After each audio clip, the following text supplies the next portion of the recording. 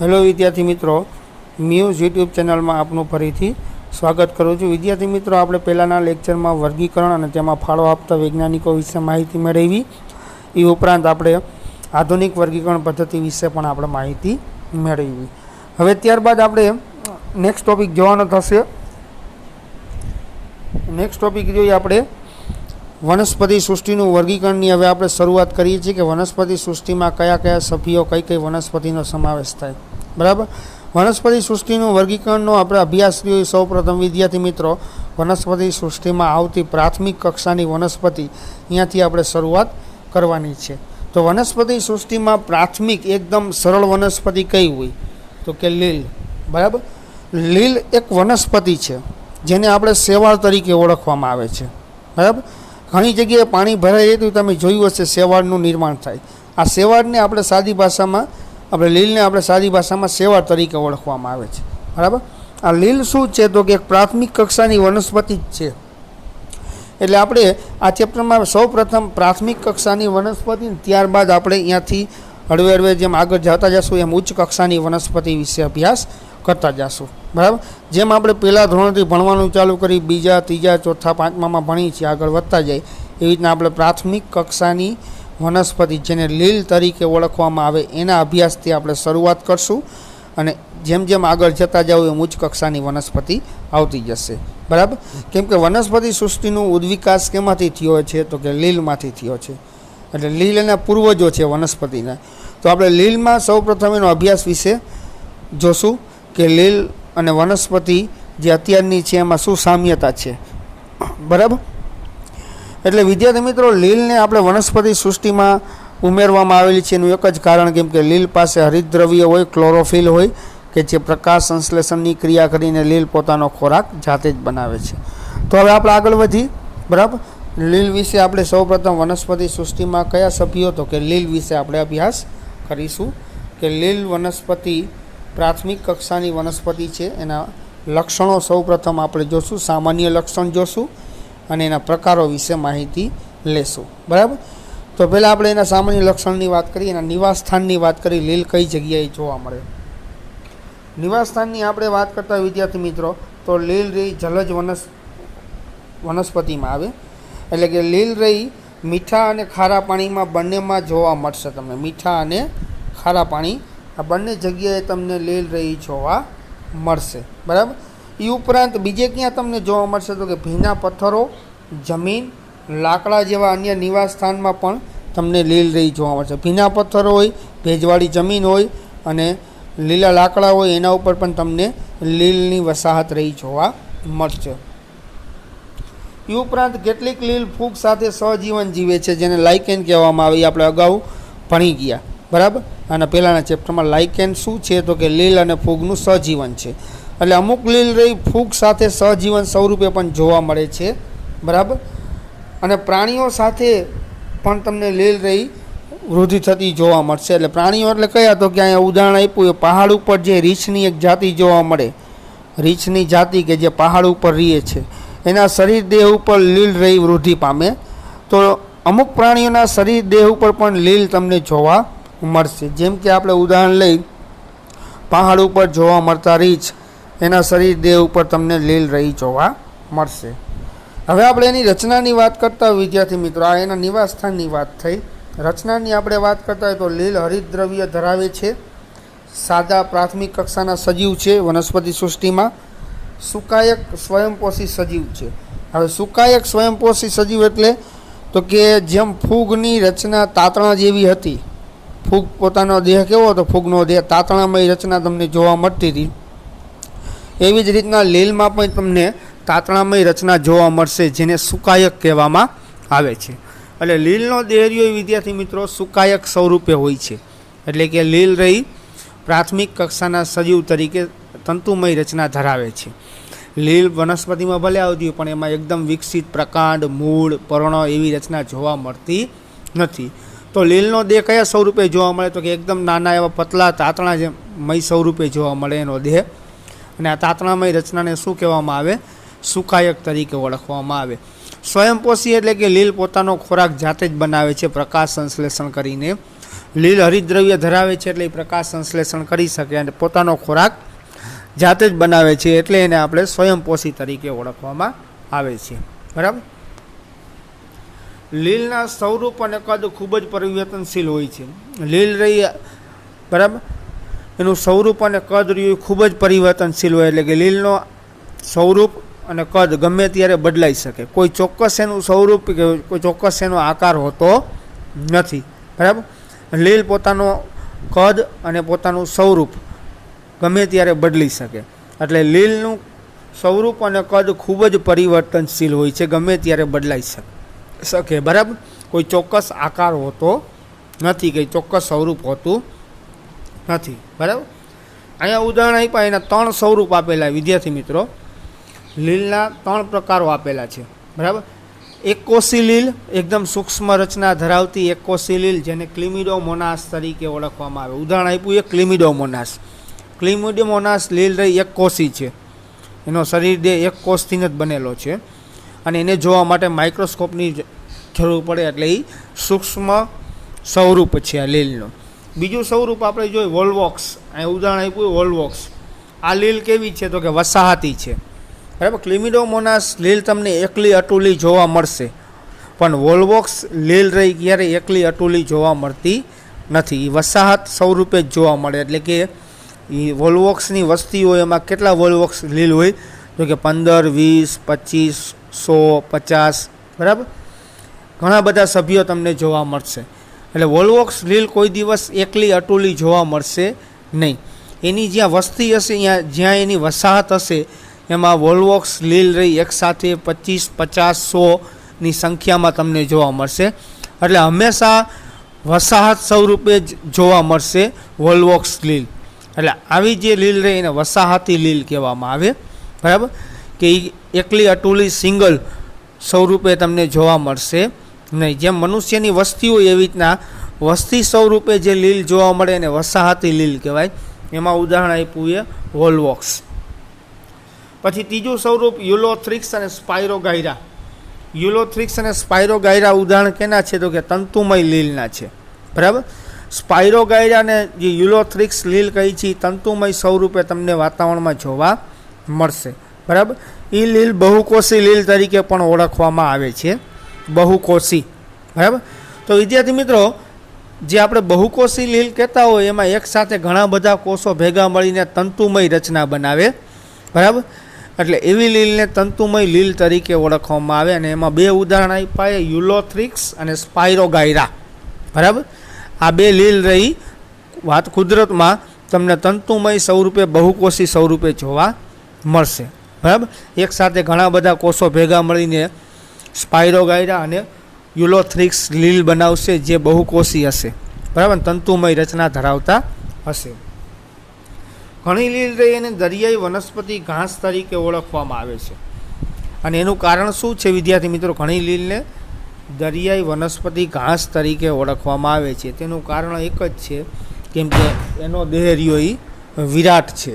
એનો દેહરિયો એ ઘણો બધો મોટો છે. બરાબર. જે તમે નરી આંખે પણ જોઈ શકો છો. જે તમે નરી આંખે પણ જોઈ શકો છો. એટલે આવી લીલને દરિયાઈ ઘાસ વનસ્પતિ તરીકે ઓળખવામાં આવે છે. તો વિદ્યાર્થી મિત્રો, ઘણી દરિયામાં જોવા મળતી લીલ રહી એના ઘાસ સ્વરૂપે હોય, મોટા મોટા એવા ગુચ્છા હોય. બરાબર. મોટા મોટા એવા ગુચ્છા હોય, એવડી મોટી લીલ હોય, જેને દરિયાઈ વનસ્પતિ ઘાસ તરીકે ઓળખી છે. અને એનો દેહરિયો ઘણો બધો મોટો હોય. બરાબર. આવી લીલ તમને દરિયામાં જ જોવા મળશે. બરાબર. તો આ વિદ્યાર્થી મિત્રો એની રચના હતી, એના દેહની રચના. એનો દેહરિયો કયા નામે ઓળખાય? સુકાયક તરીકે ઓળખવામાં આવે. લીલ સ્વરૂપ અને કદની દ્રષ્ટિએ ખૂબ જ પરિવર્તનશીલ હોય. એમાં 4 પ્રકારની લીલ જોઈ. ક્લિમિડોમોનાસ, જે એકકોષી સૂક્ષ્મ રચના પ્રકારની લીલ છે. પછી વોલ્વોક્સ, જે વસાહતી પ્રકારની લીલ છે. યુલોથ્રિક્સ અને સ્પાયરોગાયરા, જે તંતુમય લીલ છે. અને કેટલીક દરિયાઈ વનસ્પતિ ઘાસ તરીકે ઓળખાતી લીલ રહી પણ જોવા મળે છે. આ વિદ્યાર્થી મિત્રો ઉદાહરણ યાદ રાખજો કે ક્લિમિડોમોનાસ એકકોષીય લીલ છે. પછી વસાહતી લીલ કઈ છે? વોલ્વોક્સ. પછી તંતુમય લીલ કઈ છે? યુલોથ્રિક્સ અને સ્પાયરોગાયરા. બરાબર. કેમ કે આ નીટમાં પૂછાઈ શકે, તમને પૂછે કે નીચેનામાંથી કઈ લીલરઈ તંતુમય છે અથવા તો નીચેનામાંથી કઈ લીલરઈ વસાહતી લીલ છે, તો તમને એના નામ યાદ હોવા જોઈએ. વોલ્વોક્સ, યુલોથ્રિક્સ, સ્પાયરોગાયરા અને ક્લિમિડોમોનાસ, આ ચારે ચાર નામ અને એ કયા પ્રકારની લીલ છે એ યાદ રાખજો. બરાબર.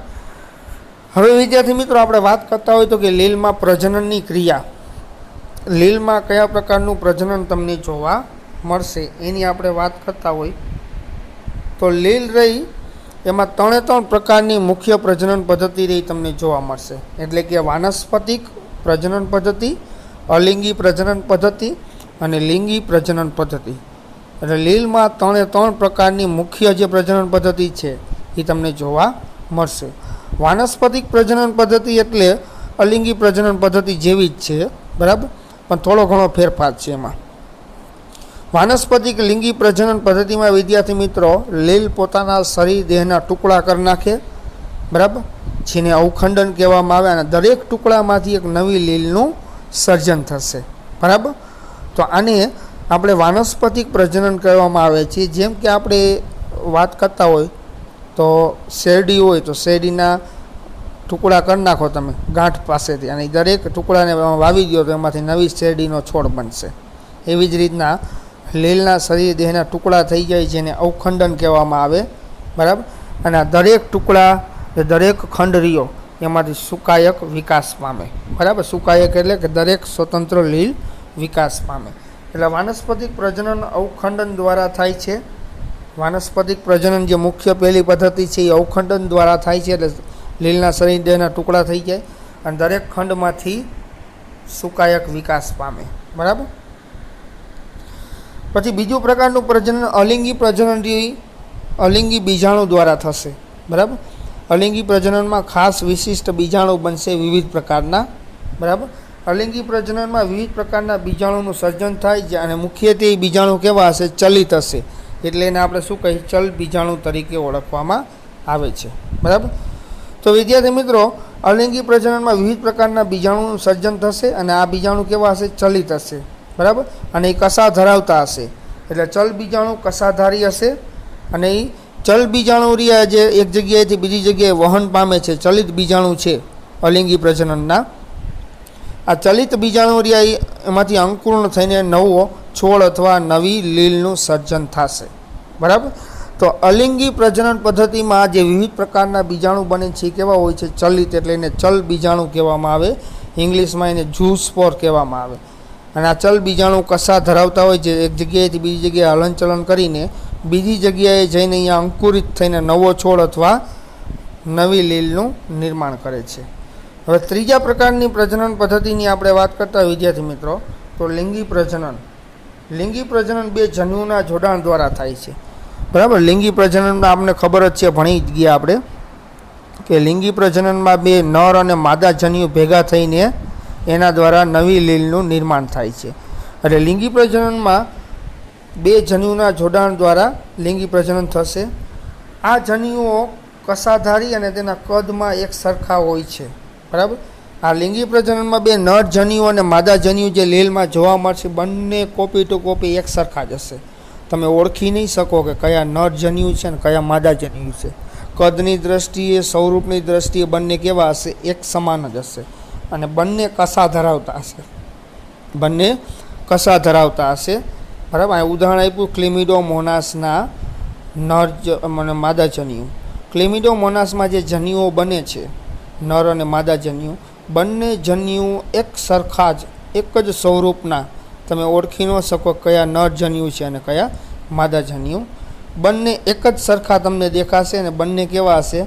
કસાધારી ચલિત બીજાણુ હશે. બરાબર. એટલે બંને એક સરખા જ કસાધારી જન્યુઓ હશે. બરાબર.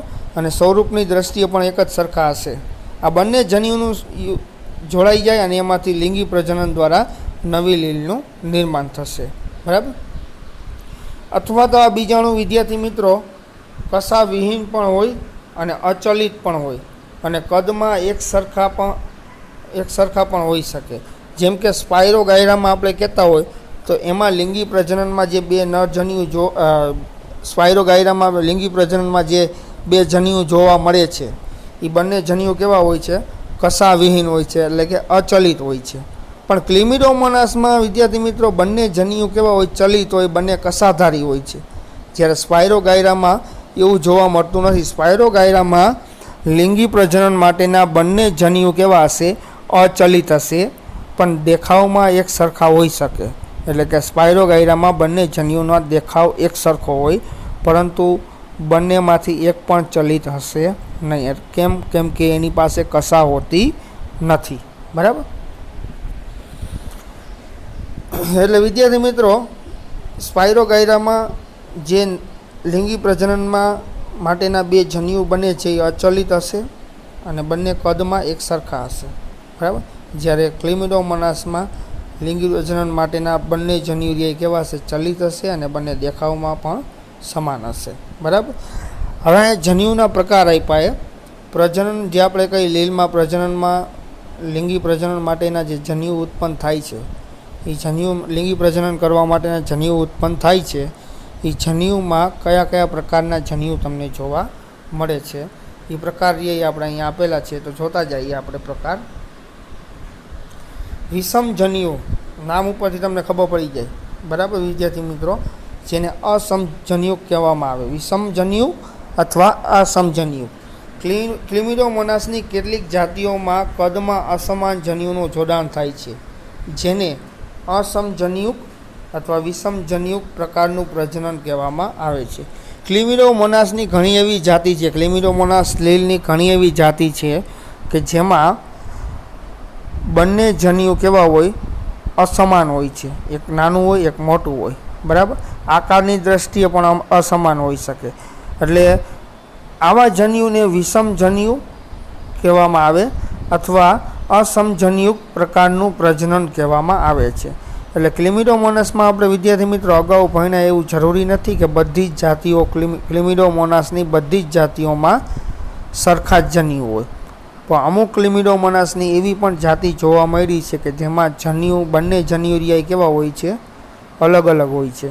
તો આવા જન્યુને અસમાન હોય છે. તો આવા જન્યુને વિષમજન્યુક અથવા અસમજન્યુક કહેવામાં આવે છે. અને આ પ્રકારના પ્રજનનને અસમજન્યુક પ્રજનન કહેવામાં આવે છે.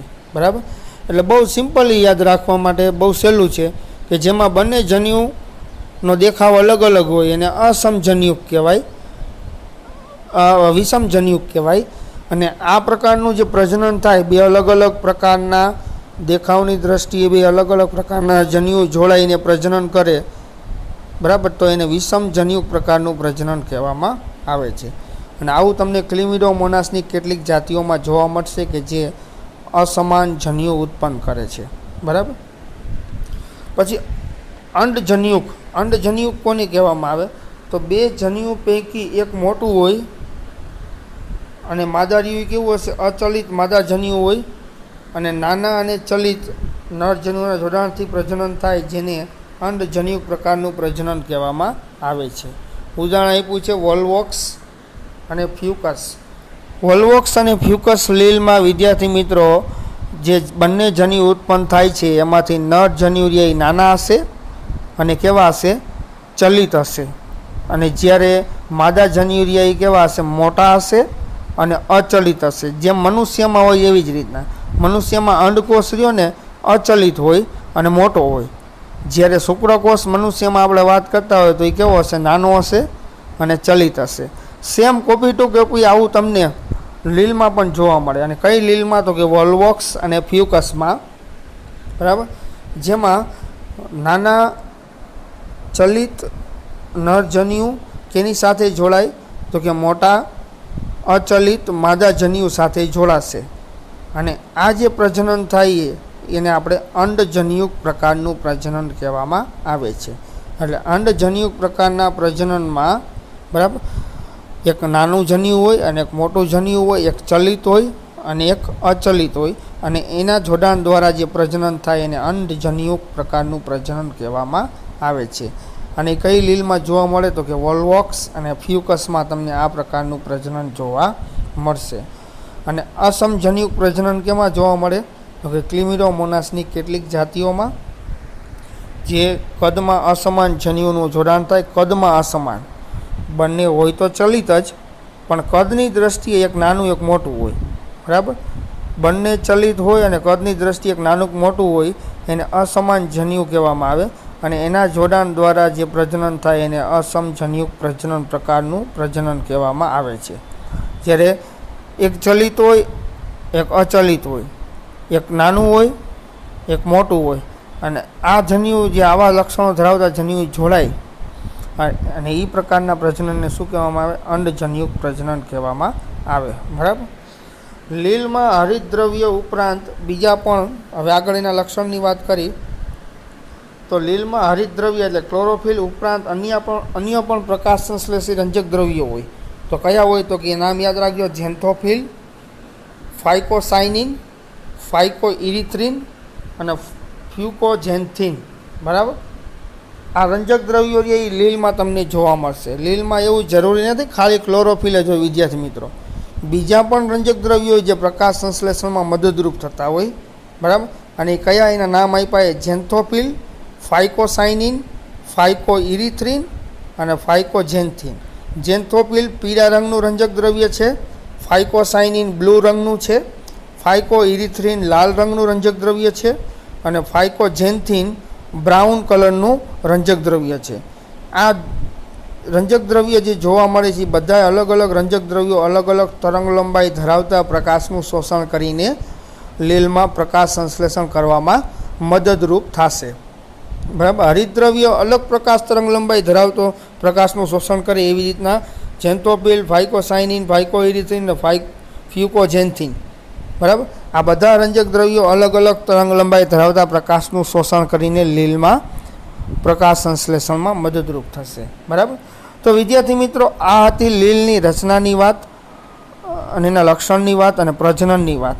પ્રજનનમાં ખાસ યાદ રાખજો આ શબ્દ: વિષમજન્યુ, અસમજન્યુક પ્રકારનું પ્રજનન અને અંડજન્યુક પ્રકારનું પ્રજનન, બરાબર.